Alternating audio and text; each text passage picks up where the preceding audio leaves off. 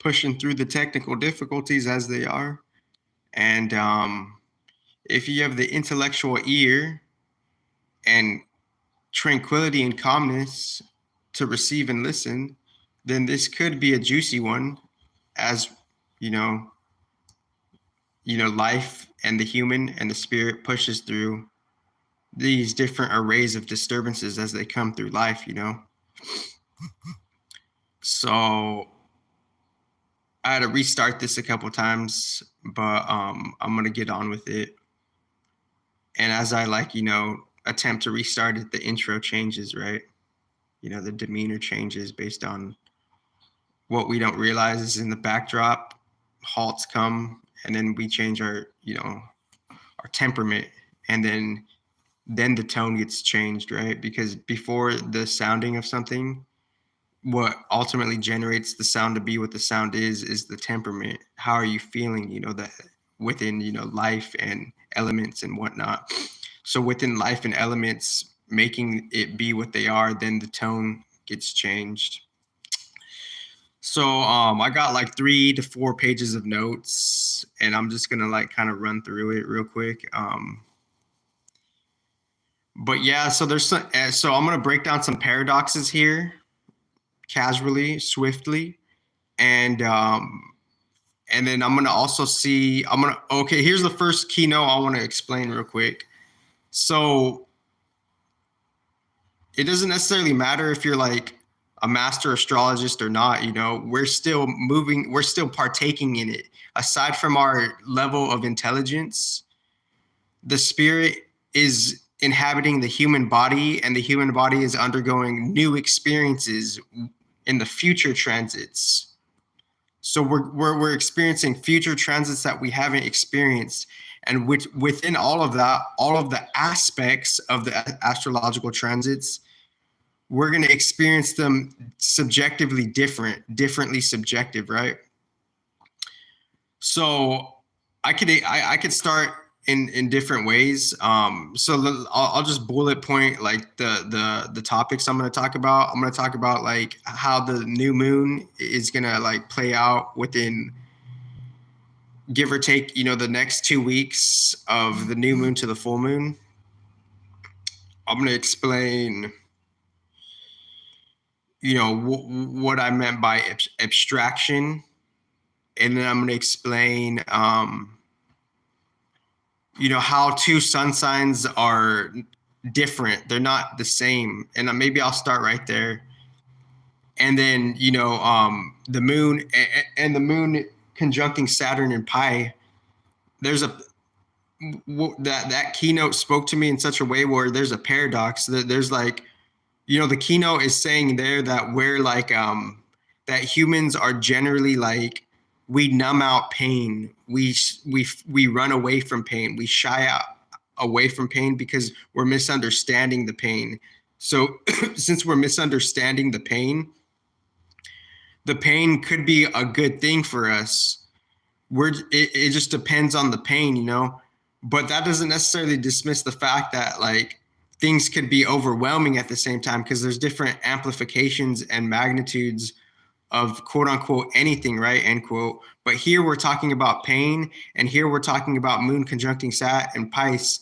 So Sat and moon conjuncting Pisces with the sun here, with us being in that season. So sun like pretty much conjuncting Sat. It's like the hammer is being dropped here, It's like we could have our star power for a while, but even though like we have our star power, the star power could run out, because that's just the cycles of life. And paradoxically, since we run away from pain, then the pain could even increase, right? That's just my intuitive insight of this keynote speaking to me right now. What if the universe makes it so if we're running away from our pain, what if that pain builds up and increases in such a niche way though, right? Because obviously everything's like a case by case thing.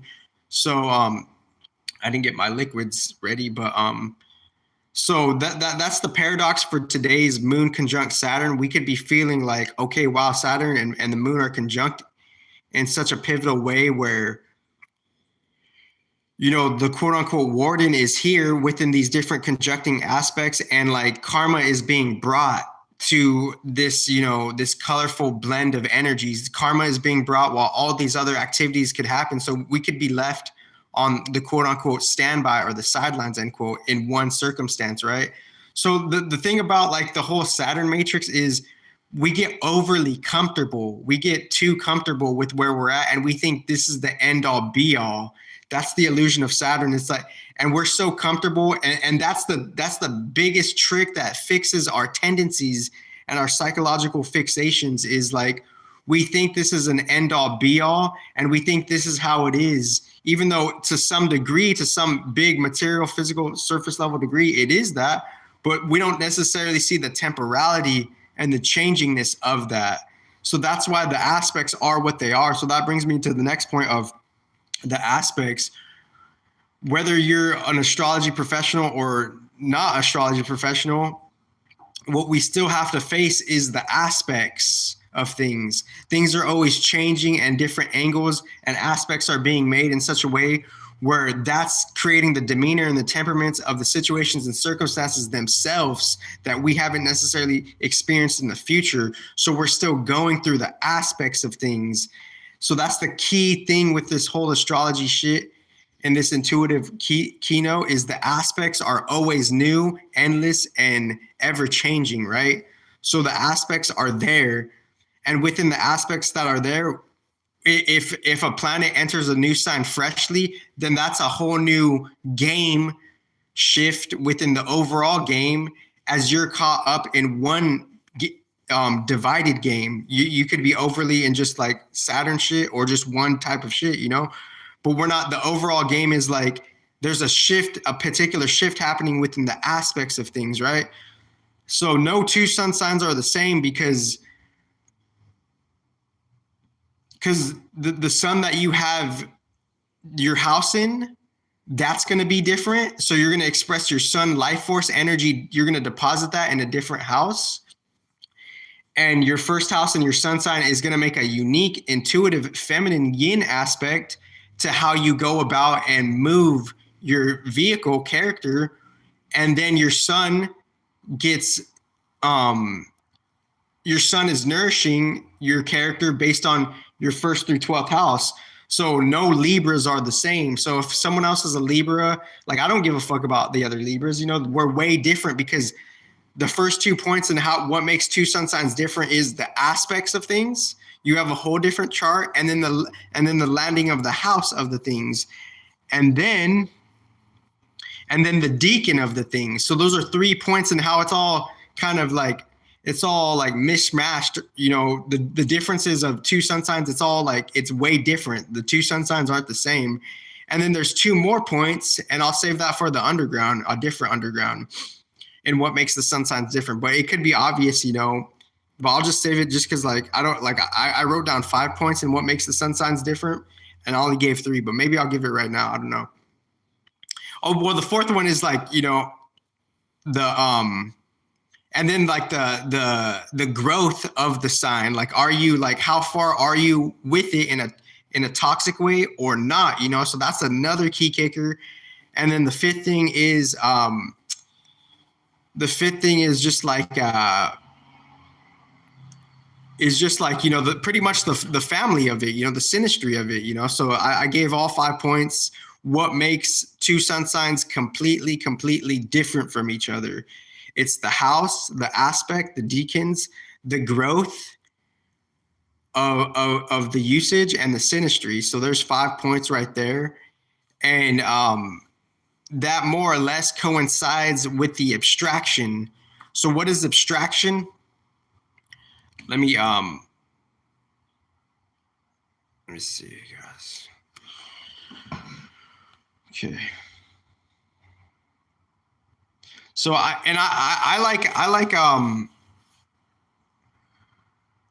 wrote this down yesterday, and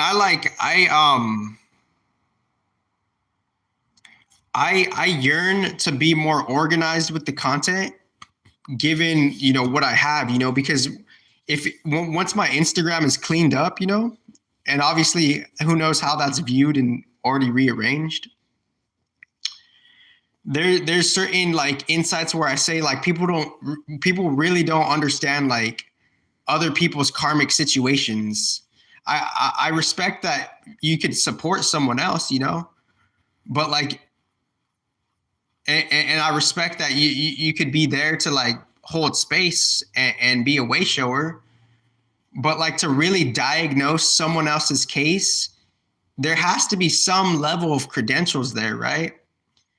And obviously the credentials that we have, they could have been passed from a previous life. So it's about that download. It's about that wait time in the Saturn matrix, So that Saturn matrix is like, it's really fixating our tendencies to think this is the end all be all when we're not considering the change of things, So, but everyone, like, I still encourage everybody to do do you and be at peace, because what the human design is saying is it's saying directly no choice. What does no choice mean? The fates are in control and we have micro free will to like, to fix our own fucking karma and to find our own real way and to recognize the distorted way and to recognize the off-key way and the polarized way that's not beneficial. Because I understand all of this shit. I understand all of this psychology low-key in the background. So what is my intuitive use and definition of abstraction here within yesterday's presentation? It's seeing a proposed, and I wrote this, seeing a proposed sequence, and this is relative to yesterday's presentation because I used it for this, right?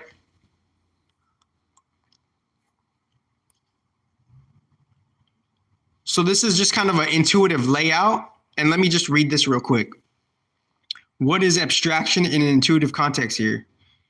Seeing, and when I was 9 years old in 4th grade, I took the initiative upon myself to say, like, I'm going to read the book.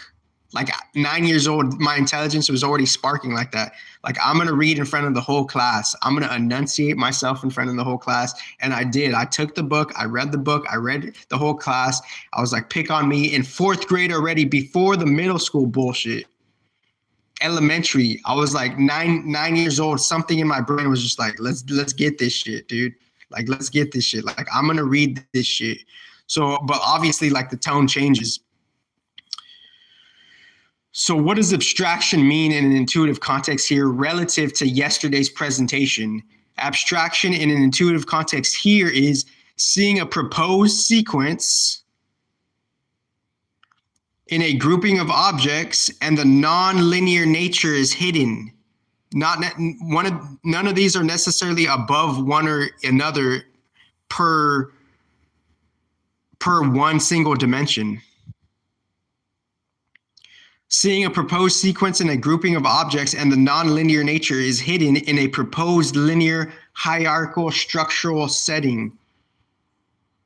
Not one thing is higher or lower than another in a proposed sequence per se, but it can be based on what's relative and what's more like of a priority intellectually and mentally. But within us being, all of this being relative in one 3D dimension, it's a non-linear hierarchy, right? So the purpose of the listing is to reveal its prioritized relevance relative. Jesus. Okay, who was that? Wait, who was that? Let me double check this. What's happening? Oopsie. I didn't mean to give you a free shout like that, but it did happen like that. Anyways, what's happening? And the songs that I'm working on, I'm writing to 4 different songs. And I'm like, sometimes I like don't want to freestyle songs, but I can though, if the mood's right. But I'm sorry. So not one thing is higher or lower than another in a proposed sequence per se. The purpose of the listing is to reveal it's prioritized relevance relative to what in the transits are making and how the society and the system is evolving and undergoing change. The system itself is undergoing change, and then the society is kind of like the yin proxy after byproduct after effect to that. To abstractualize it more so. And shout out to the timestamps in like 2018 shit, because I could like, you know where the society's at. You know what the society's thinking of. They just want to like, people just want to cap shit and nothing's new, you know. But anyways, excuse my French for that.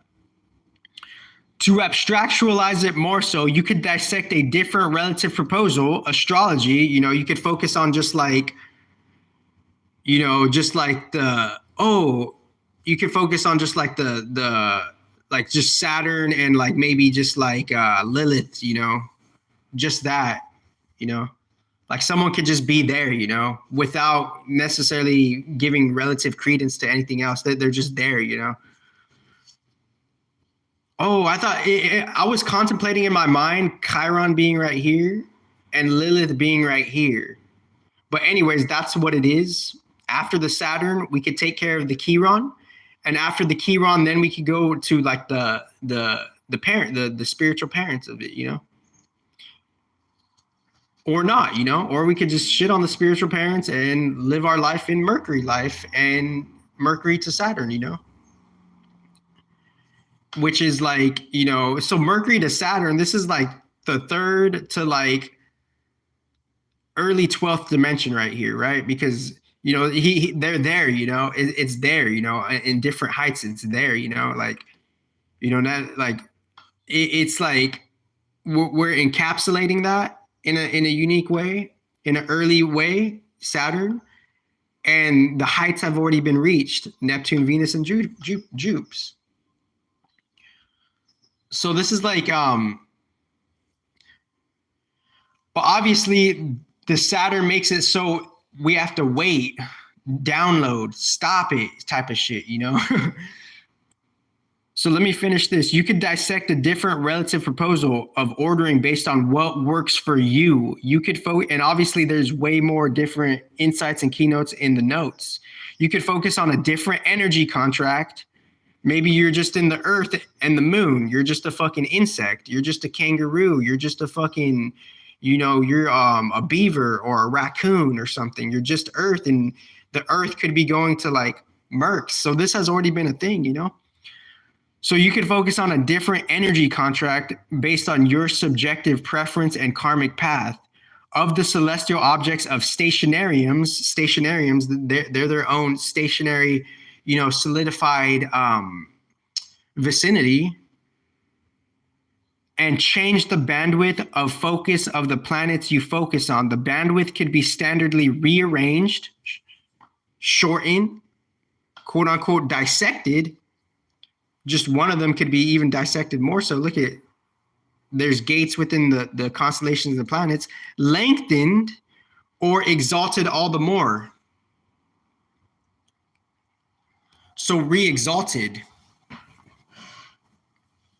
It's like there's a whole new rendition of astrology, because how things are working in a backwards nature, maybe that could have been, you know, it could be insightalized, you know, the insight could have been, you know, we could have dawned the insight on like, this new present moment is simultaneously like, things aren't what they seem to be, right? It's like things are like, you know, quote unquote, everything's working backwards, end quote, in a different nature, but we're in the nature where we don't see that it's working backwards. So since we're in the nature that we don't see it's working backwards, we're the backwards of a backwards, not good, not bad. And we're working with some type of inversion, right? And since we're working with some type of inversion, we didn't peep game on the updated things and how the insights were updated on how things were working backwards. Because it's my belief that the sun could be exalted in Pisces in a new present edition, because because the sun is like the most it's like the most like significant key factor within the surface level astrology dichotomy dynamics of just living on earth. We need the sun like the most. So within that sun could be exalted in Pisces, right? Because the sun in a different aspect, it could be traveling from Pisces through Aries in a different mirror dimension, right? So we're the mirror, like we could be the mirror of a mirror. So now we're traveling from Aries to Pisces, right? But in a different dream dimension, it could be from Pisces to Aries. So that's why Mithra is the godhead of Pisces. So it's like there's new secret exaltations. So within that secret, so what I mean by this is the re-exalting.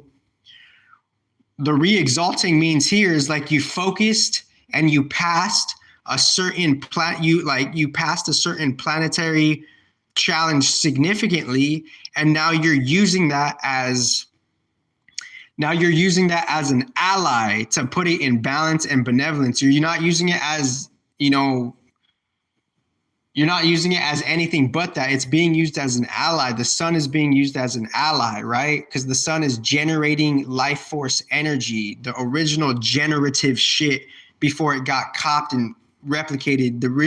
And it's just funny how that replication just fleets away and it never happened. But like, if your AI is fucking advanced, then it would see like the originalness of everything. But moving on, I don't want to get carried away with that shit.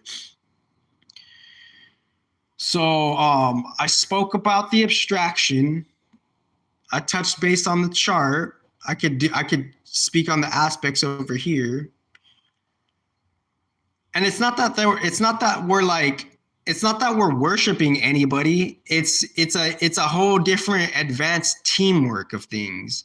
You don't have to focus on just the cons or just like the negative solidifications of what these past distortion, beings, said something was when they really weren't,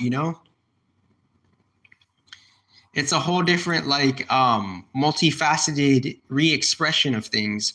Okay, so here's my last point of this this new moon special.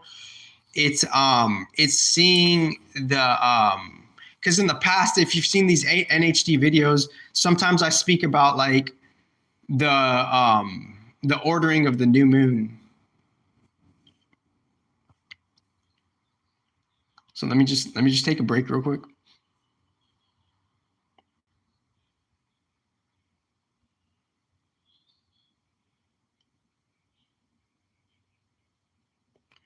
So in the past, the negentropic human design astrology presentations, it speaks upon the planets, where they're at in the signs. Possibly I could touch upon the aspects, like the squares that are happening, the challenges that are being pushed out, things that are being being made in the background more relative. And then I speak on the and just the keynotes that come up. And then sometimes I'll speak on the new moon movie order. So now I'm going to speak on I'm going to read this page of notes. So the new moon movie order, the new moon is starting in Pisces. The new moon is transiting from Pisces, Aries, Taurus, Gemini, Cancer, Leo, and Virgo. New moon on the unconscious earth, what we're collectively and individually unconsciously crafting is in the Virgo sector constellation, which is you individually subjectively overanalyzing your case to be something what it is when it's not necessarily that, over worrying about something, being just and realizing that being a human, we're going through a threshold system of education, and all humans and mortals need help.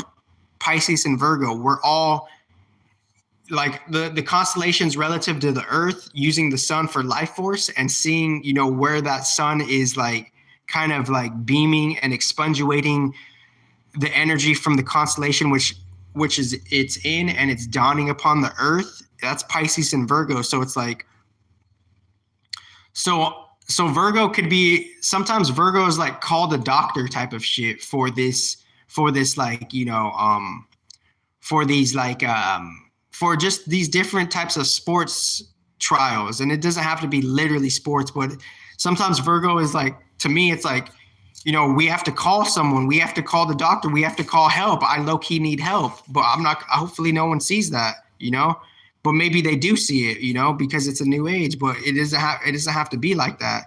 But it just depends, but other factors will, you know, shovel themselves in, right? But like unconscious Earth, Virgo, the Earth being in the Virgo constellation, all humans need help. We all need healing. We're all going to need a doctor in the future, right? And the full moon is going to amplify that shit. So this is like, so then, and then the new moon in Pisces, we're starting off with like, we are creatures of abstraction and diverse uniqueness, standard agendas from nature to differentiated agendas. What does differentiated agendas mean? It's something of like a spiritual multiplication of splitting off while being reinvented. So I just defined uniquely for the first time or uniquely, intuitively what differentiation means again. So Pisces, we are creatures of independence. We are creatures of unique diversity, unknown origins, standard agendas from nature to splitting agendas. That's the and the warden is there, and this shit is just being like it's low key. All of this shit is being capped, you know. What do I mean by this context of cap?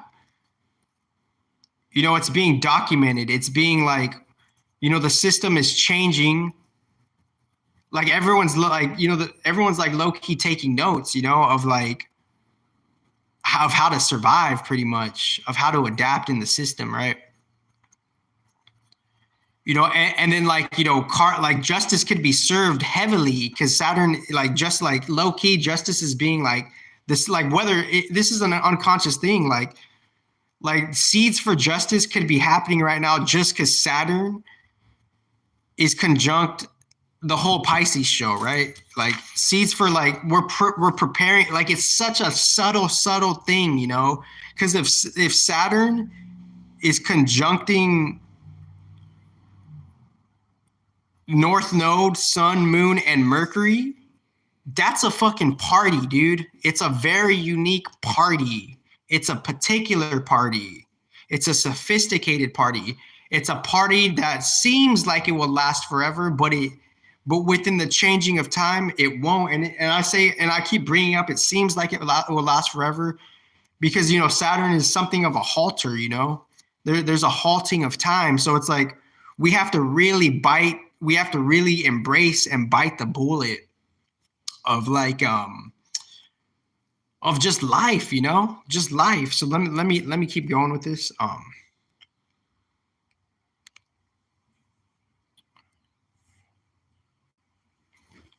So the new moon movie, for the next 2 weeks, we're going to be following on and feeling upon, and our genetics are going to be feeling it because the moon is relative to the genetics respectively, because the family has deposited how they feel on you in the water aspect, but that's not all of who you are. You could change that for the grace of God. You could change your moon aspect and your family subtle habits through your workings with this order, this intuitive order, because the moon, if we don't work with the moon, then we're going to have unconscious genetic family traits that are going to dictate over our life, right?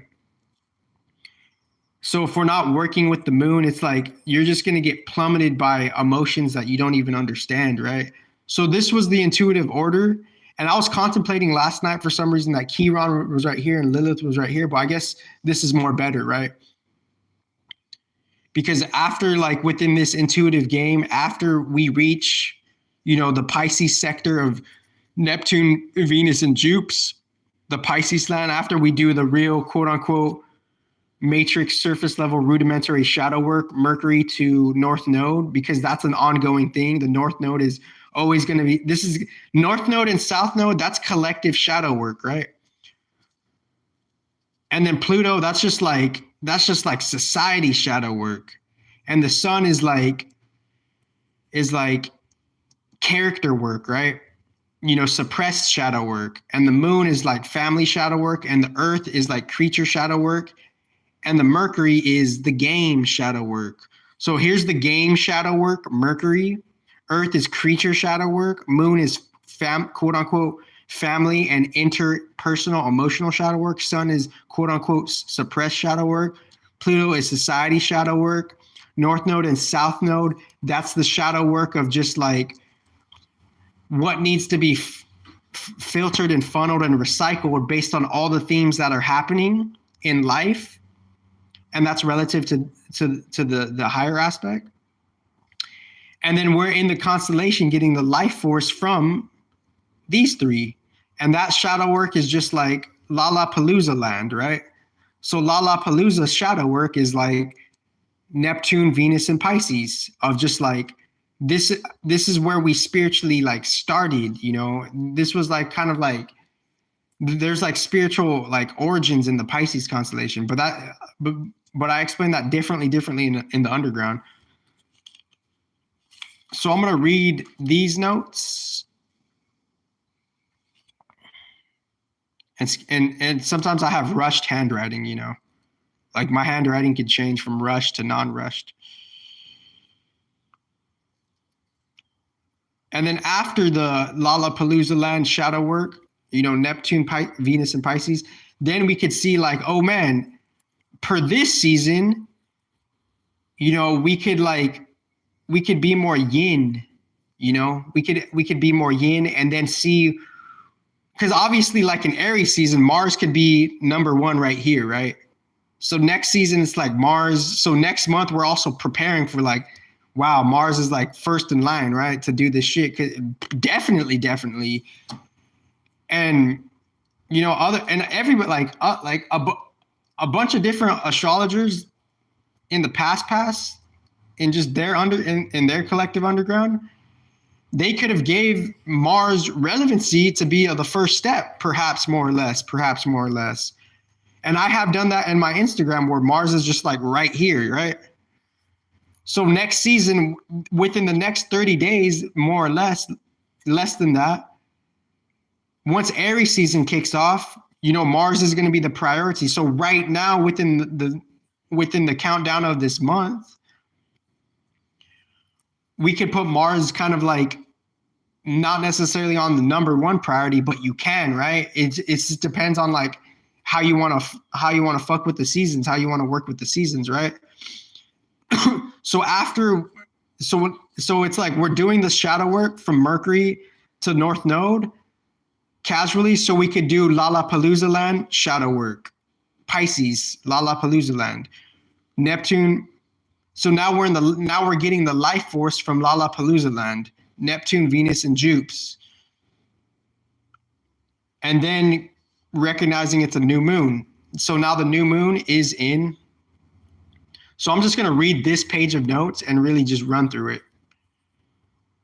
So the new moon movie sequence that's going to happen is like, okay, we're new moon in Pisces. We're in a feeling that we're our own individual creatures of independence that are born in no choice to somehow a karmic family. And we have to kind of work with their karmic emotions, agendas, mentalities to some degree. And then Aries, new moon in Aries, and Saturn's in there too. So it's and then like, you know, the system sees that shit low key. So this is advanced shit. Then the moon going to be in Aries. Where's our independence? Where's our individuality? Where's our, you know, path to like the philosopher's stone in our own consciousness? If we want to like have the benevolence, if we want to have the higher octave of Aries, the non-lower octave. If we dish out the lower octave of Aries and we focus on the higher octave of Aries, is like, where's my philosopher's stone? What situation did I get myself in based on my own soul's volition? And what gas and encouragement am I getting to reach my end of the tunnel or to climb on top of my mountain?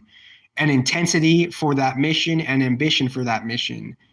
So once the moon in Aries, it's like, okay, we're going to have that ambition will come around again, right? More so.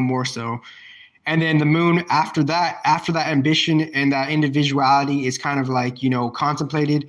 Then Taurus is like, something of a intuitive like investigator, even control could be there in this earthy sense. Rivalry could be there on the control board, wanting to belong, wanting to like put the tribe together in a unique way, simultaneously having a unique balance of yin and yang, Taurus being its own unique, yin balance, Taurus being like the feminine Libra, maybe, maybe balancing, the control, or it just depends if you're lower octave or higher octave, and then celebrating within, the events that you landed in it within your earthy self, bringing you to like the earthly dynamics of just life and earth and being at the right place in the right time. And maybe even having some type of peak, right? And having, and waiting and wanting. When the moon's in Taurus, it's like we could be more wanty, right? The desire, and I understand the whole desire dynamic of like, but these healthy keynotes make it so that, to uniquely look within the capacity that you could look within, right? So once the moon is in Taurus, it's like we're gonna see like, wow, there's some peak shit going on. We've come a long way with a lot of different shit. Good job, guys. And we could honor individuals, and we could see people in their own, in their own perspectives of like just trying to have control, like exaggerating control, right?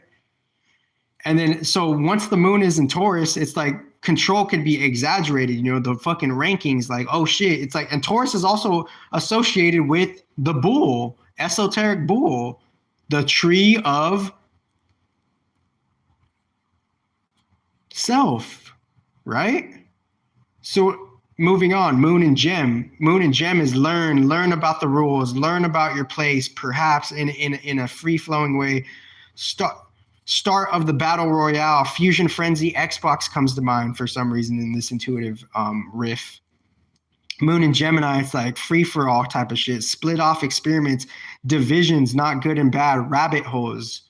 So once the moon is in Gemini, a surprise could happen, and new rules and new policies and new what do you call that? Just new propositions and new like new declarations could be made, perhaps in Moon and Gemini, or feeling upon that, or going towards that, just so the corporation could have some type of structure, order, and balance in the new fucking age. Moon and Gemini. Moon and Cancer. Is this shit acceptable? Is this okay? Does my family think this is okay? How does my family think and feel about this? Moon and Cancer.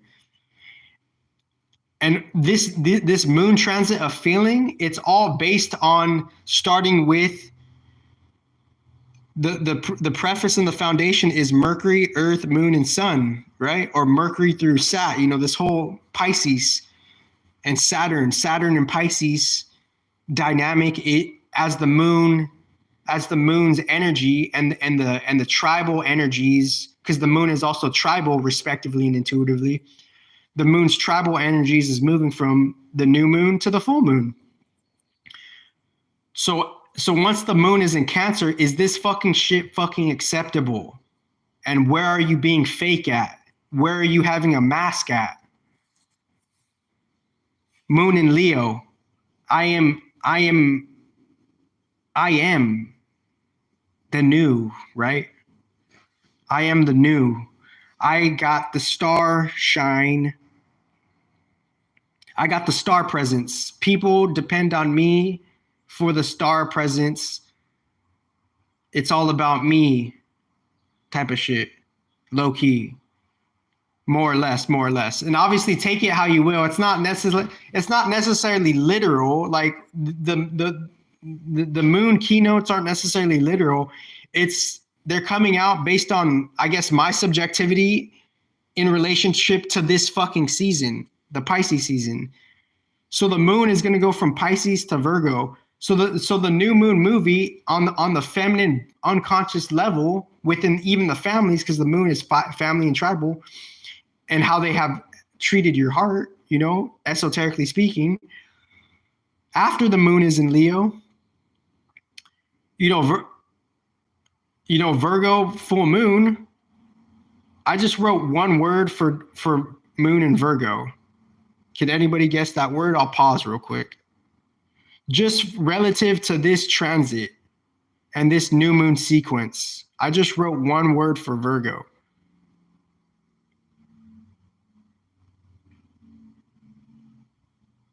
Starts with the E. Emergency. The alarm is going to get sounded off.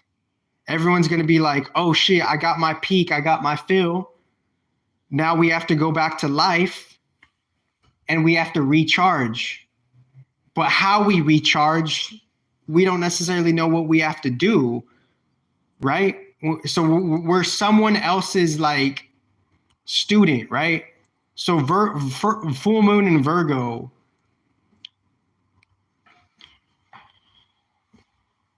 it's recognizing within the feminine sisterhood of witchcraft, there's always going to be a feminine order as well. And we're always in life, whether we like it or not, and hopefully we're doing more ego shadow work, we're always going to have to be quote unquote subservient, end quote, to another person, because that's how we learn. That's how, but the key here is there resonance? Do we have some type of intuitive choice to say, this is what I resonate with, this is what I don't resonate with? What is the wait time? No choice.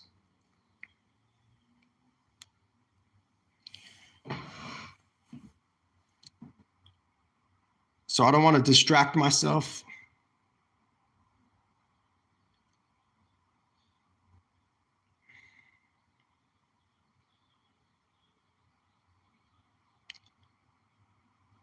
As Mars reaches his break time, we could see where Mars has came back and then kind of like then go and embrace life's karma for what it is. After embracing life's karma, Sat, we could heal our soul. After healing our soul, we could then serve the Divine Mother, Kali. And then we could ask Kali, what does Kali think of how the Vedas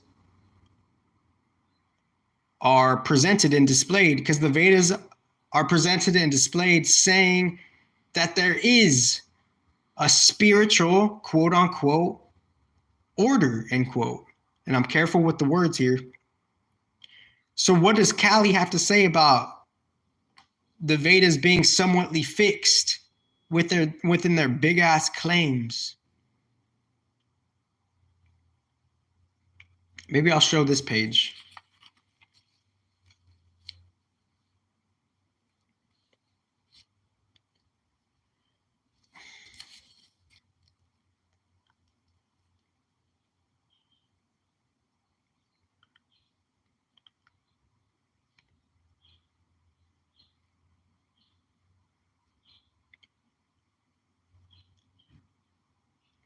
So I'm going to close the presentation. I think I said all I needed to say. I got through what makes the sun signs different. I touched down on the order. I try to do I could try to go in on the aspects real quick. So let's do some squares. Let's do some mutable squares. So let's see.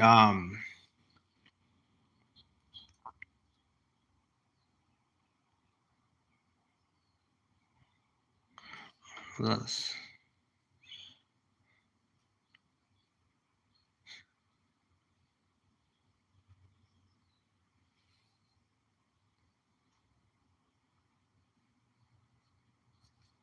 Okay, whoops.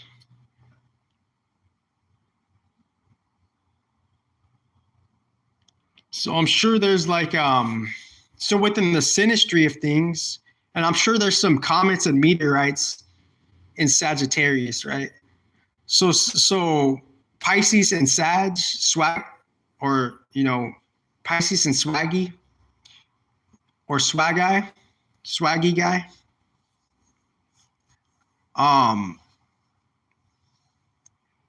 when those square, that could be like the process of creating, how the life raft is going through life and who's doing what on the life raft. Because squaring the mutable, it's making a process to solidify something square for a mutable cause.